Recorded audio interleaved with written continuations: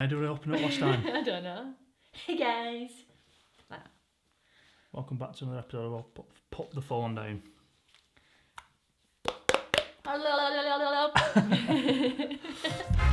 Right, so welcome back to another episode of Put the Phone Down. After high demand for the last one, a lot of people seem to like it, so here we are again.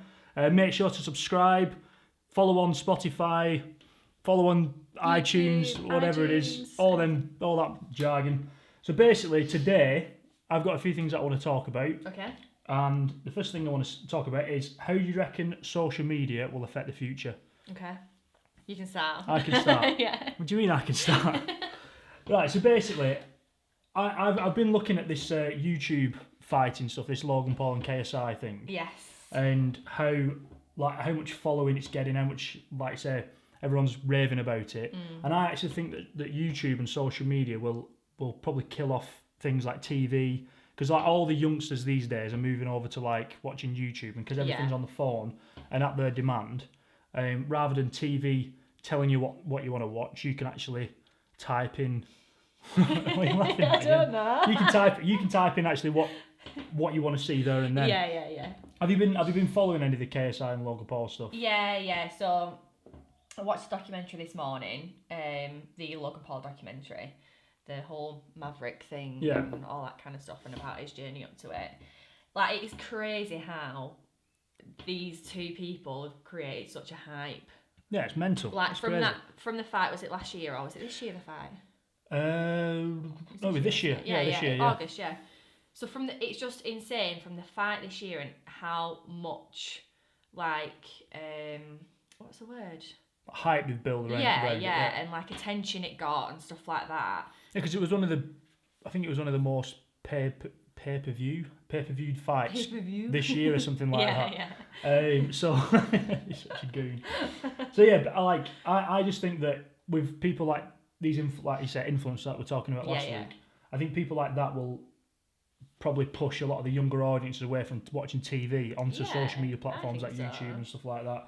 But I'm really excited to watch the fight because I think me and a few of the lads are going to go and watch it. It's a bit nerdy, but yeah, I want to watch it, but like not to that extent. I'm pretty sure it's on at like 4 a.m. Yeah, so but it's like, I think it's quite a cool thing, and a lot of the older generation kind of probably still believe in TV, but I think it's an actual dying that is like TV's like the new radio now, if you would. Like social media is kind of going to take over in terms of how we watch content, how we do watch films and stuff like that, because Netflix is so popular and all this sort of stuff.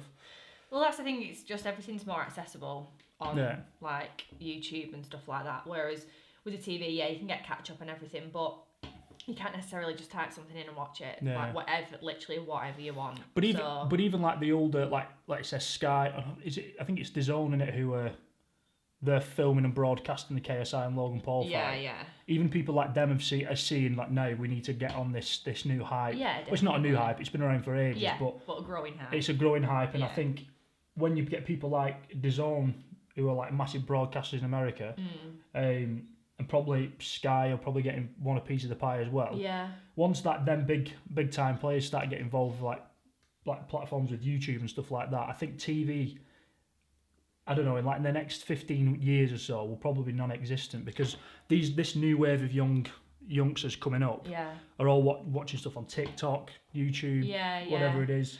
I always take us as an example, and it's not really our generation who'll be leading that. I think it's the generation below us. But like, even with us, we never ever watch TV channels. I don't actually think when was the last time I actually watched TV? I don't know, when you're like sat with your parents and they're watching the soaps or something, like that is literally the only time. Bloody Coronation Street. Yeah. I mean, you don't mind, do you mind watching Corrie or? I wouldn't choose to watch it. I can sit there and watch it. Your dad thinks it's real life, isn't it? It is real life. It's no joke, Coronation Street. To be fair to him, they do bring about some serious issues, but I just don't enjoy watching it. The thing is with me, like, I just want, because I'm like used to being on social media, I just want to absorb stuff really fast. And I think Coronation Street and soaps and all that stuff kind of a bit, I kind of get bored watching them. But there are other soaps. Yeah, sorry to people who watch Coronation Street. John's going to bite me head up over this, isn't it? Well, yeah, I'm really excited for KSI and Logan Paul fight. Who do you think is going to win? I do think Logan Paul's going to win. Who do you want to win? I don't know. It's because like I don't follow it as much as you do, and at one point, like we used to watch Logan Paul every day. Like, every day. Yeah, get home was like watching Logan Paul. It was like a guilty pleasure when you were like watching it was. Yeah. So like for me, but then again, I don't know. I'm not like the biggest fan of KSI, but then I kind of like him when he's with the Sidemen and stuff like that. Like I like that whole concept. See, I think like KSI's persona online is probably different to what he is in real life, to be honest. Yeah. But it's like with Logan Paul, he's probably like a proper decent lad. Yeah. In real life, but his online persona is a bit of a they've cocky got to do it, American jock type thing. Because otherwise they're not going to get attention, are they? Well, exactly, yeah. But I think the amount of, I'm sure they've both been putting effort into it, but the amount of effort that Logan's showing at the moment is like dedicated. Yeah, he's putting a lot on social media, but I think the thing is with that is more that like last year what happened with him. For people who don't know, Logan Paul, I think was it filmed a dead body in like the suicide forest in Japan. Yeah. So like I think that happened and then this fight came about. So it was kind of like still within. It's still fresh. Still fresh, yeah. So this year now it's like been a whole year since the last fight. So I don't know. Looking at his persona now compared to what it was when he was doing the previous fight, he just seems like more confident and I don't know. Like I personally think he's going to end up winning myself. Yeah, but I think he is. I've watched KSI since I was like dead young. I used to watch all these like FIFA videos and stuff like that, and when he used to play scary games, like some of that stuff is hilarious. Yeah, it really is. It really is. But it's weird because it's like going on from like this YouTube thing again with all the youngsters these days. Like YouTube these days, like becoming a YouTuber is one of like the most popular dream jobs these days for youngsters. If you ask probably 90% of youngsters all say they want to become a YouTuber. Yeah. Well, it's like my nephew. He's 12 now, and he's like, I've got my own group like the Sidemen, like Team Silly Goose or something like that. And they're all about, they want to put stuff on YouTube. They want to film themselves playing the games or whatever. I'm sounding really uncool here, but because I don't know what they all are. I'm trying. But it is. It's this younger generation where everything is internet based. Yeah. No, it's crazy it's like you said when you asked Dylan about this, you wanted to become a YouTuber. Like that wasn't a thing. Probably 5 years ago, probably less than that, I would say. Yeah, probably less. So like, imagine what will be in another 5 years' time. I wonder what jobs, like the next dream job is. Exactly. It could all change. Like it could see anything can change, especially with like social media and stuff like that. Like it moves so fast. Yeah. There's always something new. So to be fair, there could be something that comes along that is better than YouTube. No, exactly. Yeah. You never know. What do you think? Why do you think people want to become a YouTuber? What do you reckon is that? I'll be honest, I think a majority of it is they think it's like super easy to do it. Mm-hmm. I don't think it's such an easy profession because to be a successful YouTuber, you've got to put like a lot of hard work. I don't know. It's a weird one for me because it's like I don't think I could want to be a YouTuber because I just couldn't be bothered with going to a shop and people mithering me and that sort of stuff. Yeah. Fair enough, growing an audience is great, and it's probably one of the reasons why we're doing it now. But like to get to their level where they go to the shop and they're getting bombarded with people wanting photos and stuff like that, that just doesn't for me. I just couldn't be bothered with it. No. You sat in a restaurant eating your food and people are mithering you. That just do my nothing. I don't know. It's a weird one because like I think a lot of like kids will see it as it's really cool and they aspire to be the people who they watch all the time. Yeah. Like that's their inspiration. So there's loads of reasons why they'd want to be, and it seems like it is really fun, but there's still got to be so much like effort and dedication put into it. Do you reckon if you had a YouTuber here now and you asked them, are they happy? Do you reckon they'd be? Because I don't think they would be. It's a hard question. Yeah, because it's like what is the dream job? Like a lot of people probably would say something to do related to that. But I bet there's a lot of late nights coming up with like different video ideas 100%, and having to be funny all the time and entertaining all the time. Yeah, like, it can be draining, it can be stressful, like it is with. It's the same with any job though. Like you can sit someone down and say, "Are you happy?" Like with the job that you're in, it's any job. It's not just YouTube. So it's exactly the same concept with YouTube as with any other job that you're going to go I bet as well, going back to last week's podcast when we said everyone jumps to negatives, yeah. I bet if you ask a YouTuber are they happy, they'll probably do the same thing. Yeah, probably. And most likely jump to all the negative side of things to kind of put you off to become... Yeah. So for example, like what they put out on social media looks glamorous and, like you said, looks amazing, it looks easy. So when someone's asking them, like, are you happy, do you enjoy your job? They're probably like, oh, you want to see all the work. Because to just kind of, I don't know what the word I'm thinking of, like to make them feel like they're doing more than what... Everyone thinks it's an easy job, you know what I mean? And they go, well, no, it's actually not as easy as it sounds. To be fair, they've put probably loads of hours into it. But well, there's girls that I follow on Instagram and they're like, people always say like, what do you do as your full-time job? And they're like, no, like this is my full-time job. Because as much as I always do like influencers and stuff like that, I only do that because I don't like the word. Like I know how much dedication people put into stuff like that. Like that is a full-time job doing anything on a social platform. It's not like as easy as people think, definitely not. And a lot of people would agree with that who are in that industry. Yeah, no, it's crazy. So. Yeah, YouTube. What makes you happy? That's a difficult question, but what? That is a difficult question. Apart from me, obviously, but what makes you happy? Of course, you make me happy. You, dogs, food. No, I don't know. It's a hard question to answer because, like, recently, I've been trying to think because obviously. Like I'm a director of creative individuals and like I love working for creative individuals, but there's always something where I think I'd love to have my own little thing, my own little project and stuff. And it's like thinking about what, like I don't know how to word this, kind of like what I want to do that once I've done it, I'll get that feeling of, oh my God, like I can't believe, because it's like with me, with every job that I make, every video, website, whatever it is, when I send it to the client and go, absolutely love it, I get that like little, get in, that type, no matter how big the job is, whether it's small or large, whatever it is. But I think the thing is with you at the moment, you need to find that niche that you're really passionate about. Because you're like at the moment, you're just learning all the skills like web development, video, graphics, photography, all these sort of things. You can apply them skills to any like industry. And I think that's what you need to find is what that industry is. Well, that's the thing, like at the moment, because 6 months ago, I knew a little bit about photography, a little bit about videography, more from just like being with you.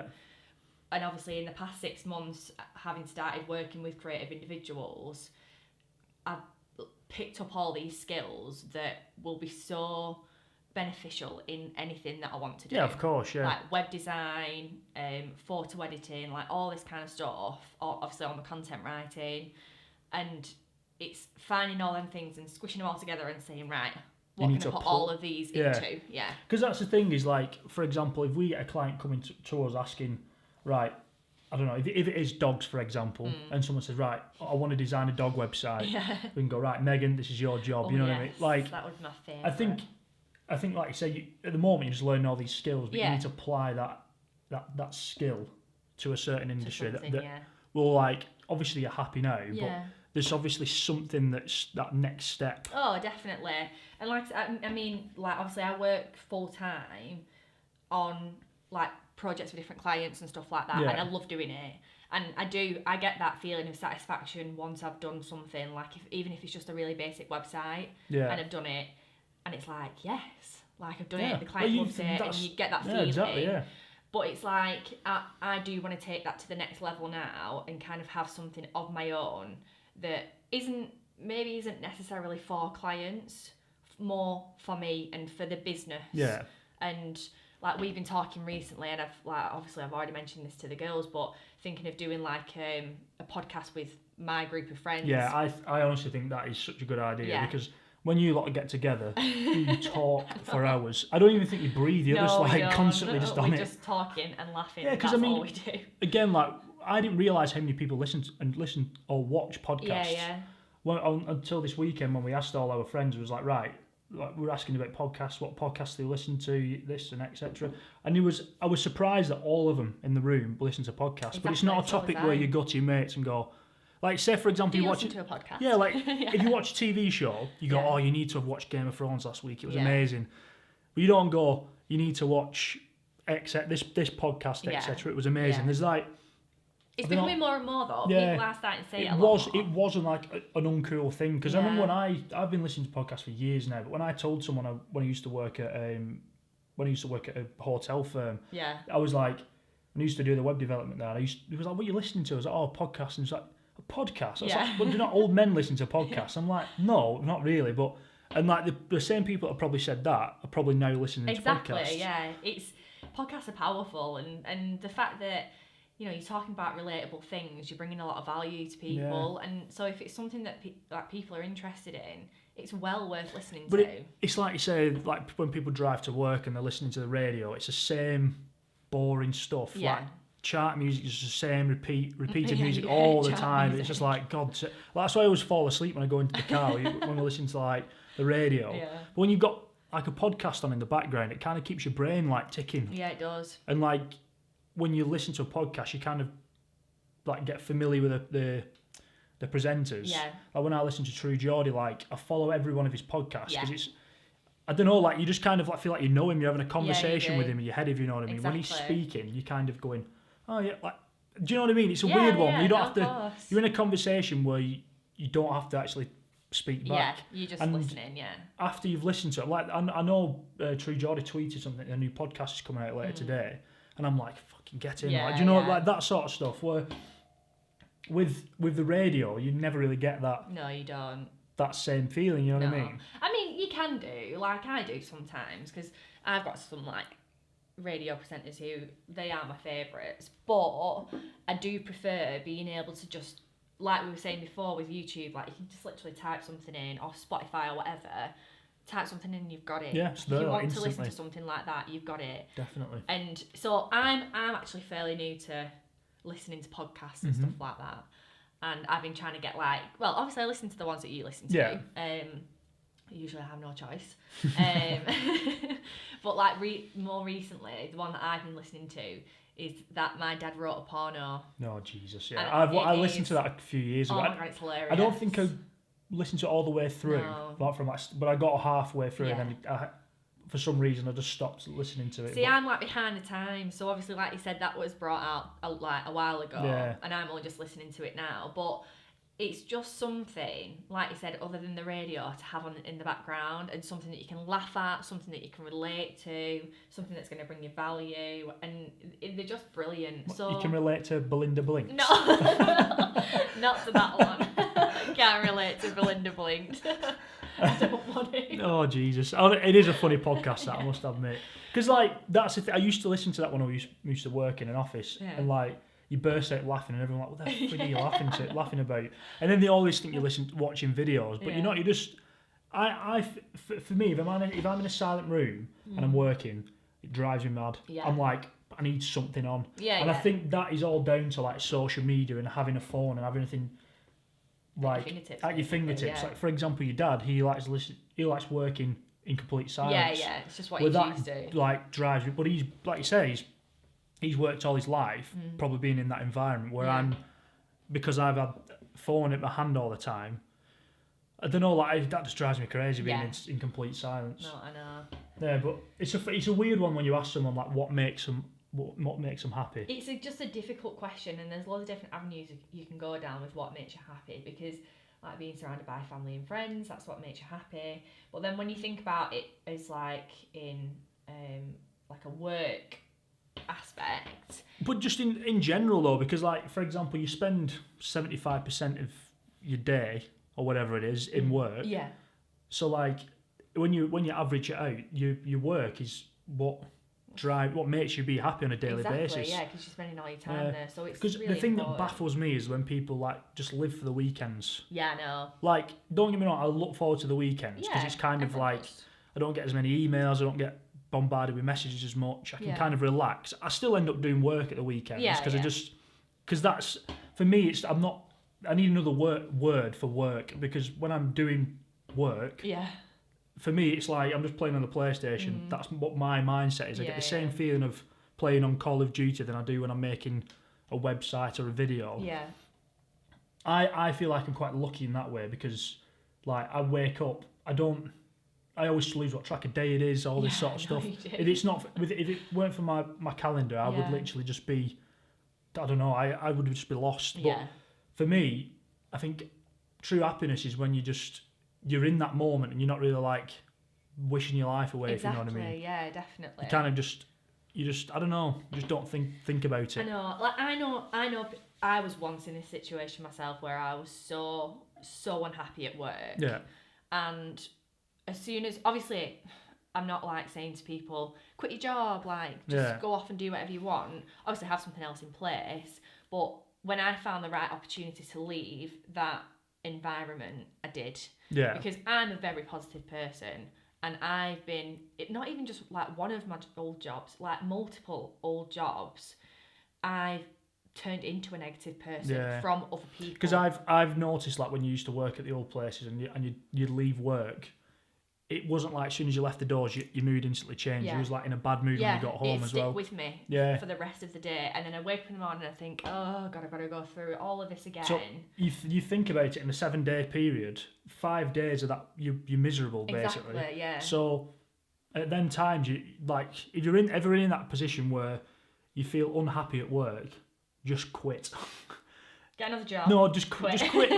Just find something you're passionate about. Yeah. And don't just hand your notice in the day after. I mean, that's a stupid. But say, for example, if you're unhappy with a job and you're really passionate about a certain subject, like say you're 9 to 5. Obviously, do your work, make your money. Yeah. And then you've got you take an hour to get home. You know, have your tea and whatnot. So from 7 till 2 in the morning, focus on that other passion. Yeah. And because that's what I did. I didn't. If you would have asked me like 10 years ago what would be your dream job, I would never have said making videos and doing this sort of stuff. I've always been creative. Yeah. I would, like, just to give you a bit of back. You obviously know the backstory, but the viewers don't. Like when I was in school, I was obsessed with art. I was like always drawing in my book. When I was in English, like my book was just covered with drawings. I used to get told off in English. Like English to me, I'm shocking at it. I'm shocked. I can't spell. I can't write a paragraph. I'm writing an email, you have to check through it. I'm shocking when it comes to English. Yeah. So I'm not going to become a bloody author. So I'm like, right, well, obviously I need to focus on what I'm good at, which is art. I went to college, university, did really well at college, got like triple distinctions and all this sort of stuff. Then I asked my teacher, I said to her, right, how can I make money through art? And she said, well, you can become a teacher. I'm like, yeah, but I don't want to be a teacher. Yeah. She was like, well, and then from that moment I thought, right, you don't know how I can make money for it, apart from selling my paintings and stuff like that, which is very, very difficult and it's very competitive. So that moment I thought, right, I need a career change. I've just wasted all that time at college. I got accepted at Manchester Met, UCLan, all this sort of stuff. Then I got an opportunity to work at a geotechnics lab. Yeah. And I'm not kidding you, I was literally just rolling mud on the table. Yeah. I used to honestly, it was the most therapeutic job going. It was actually. Honestly, like, I used to love working there. Yeah. Like, the people who were around me, like, I missed the environment, the team, we had such a good laugh. Yeah. But literally, like, one of the jobs, it was called a plasticity limit. You used to roll little sausages, and basically what it does is, you're using the optimum amount of moisture in the clay before it starts to crumble. Right. So you're kind of working out how good of a quality clay it is. I think I might be wrong, but I think from what I can remember, and I did that for 5 years, and I worked my way up that company. Yeah. And then went to Wigan and Leigh College doing civil engineering. Yeah. Ended up doing that in the background all the way through.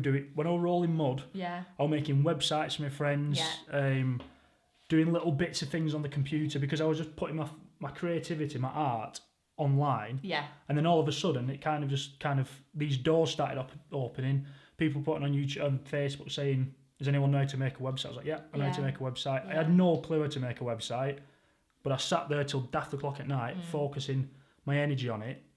And then it got to a point where work was coming in that well that I had to just close that off. So people who are in an industry that hate the job, and you're passionate about something, put all your energy in that. From that, as soon as you leave work till 2-3 o'clock in the morning, it's going to be tough because you're only going to get 4 or 5 hours sleep. Yeah. But you'll get to a point where people will be contacting you for that service or passion, whatever it is you're into. Yeah. And then you'll be like, bloody hell, I'm making more money for my passion than I am in my current job. Yeah. Just fire it off. Exactly. I think you've got to be happy at work, and if you do put that dedication in, then that's my water. Okay. That's my track now. You're saying happy at work or something. Yeah, if you're willing to put that dedication into a passion, it will work out. Yeah. Like it's a risk, and we've got friends who have taken huge risks to do what they want to do. 100%. And my God, is it paid off? Like, it's unbelievable. But you've just got to take that risk sometimes. What was the quote that I told you to rewrite because I couldn't? It was something to do with like always execute your ideas or something. Oh yeah. Every idea you get, make sure you execute it. Yeah. You might get to the point. There might be something like a red flag while you're executing your ideas. Yeah, of course, but you're not going to notice that red flag. Always give it a go. Try, like, for a prime example, this podcast. Yeah. I mean, we've not got all the proper microphones. No. We're not in a proper location. No. We just thought, right, we've got this idea. Yeah. Let's just do it. Yeah. And learn as we're going along. Exactly. Like, rather than prolonging it and delaying all the time, making excuses that you've not got the right equipment, yada yada yada. Just do it. Yeah. And again, it always comes back. It always comes back if you're unhappy at work. Yeah. And you've got an idea that you want to become, I don't know, Britain's best dog walker. Just do it. Just try it. Like, no, people will say, "Oh, it's a bad idea," but that's because they don't have the same beliefs that you do. Just literally, you've only got one life, and honestly, just live it to the max. There you go. Yeah. YOLO, innit, Meg? YOLO. I agree. Tell you what. Yeah, but I don't know. I think this is like why it's good for couples to like sit down and talk about this sort of stuff. Because, like I said, when you used to come back from work, you was always like a bad mood when you used to hate your job. Yeah, and I'll admit it. Like I have taken my stress out on you before, like from coming home from work, but you need that person to be able to sit down and talk to you about it. Yeah, exactly. Like, you've got to have that person to do that, but. The thing is, like, you just shouldn't be in that situation. And if you're in that situation, just get out of it. No, just take the opportunity, get out of it, do what you want to do what you love and you're passionate about. Exactly, yeah. You know. Yeah, it's been a good podcast, isn't it? Another good podcast. Yeah, another good podcast. Smashing it as always. But yeah, if you've liked the podcast, let us know. Like I say, subscribe to YouTube and Spotify, iTunes, all that sort of stuff. Yeah. We're going to be doing these on a regular basis, so yeah, have you enjoyed it? Yeah. Happy days, knuckle chucks, high five, well done. Woo! But yeah, we'll see you on the next episode. If there's anything else you want us to talk about, let us know. Just let us know. Yeah. Happy days. Cool. We'll go on that, won't it? Yeah. Right, we need to go and get some food, don't we? Yeah, we do. Right. Oh yeah, I forgot to mention about my tea mug. A good old tea mug here. For God's sake. Yeah, this has been at my grandma's house for God knows how long. I think it was my granddad's at one point. Yeah, and it just sums you up. Yeah, I love a good cup of tea. In one.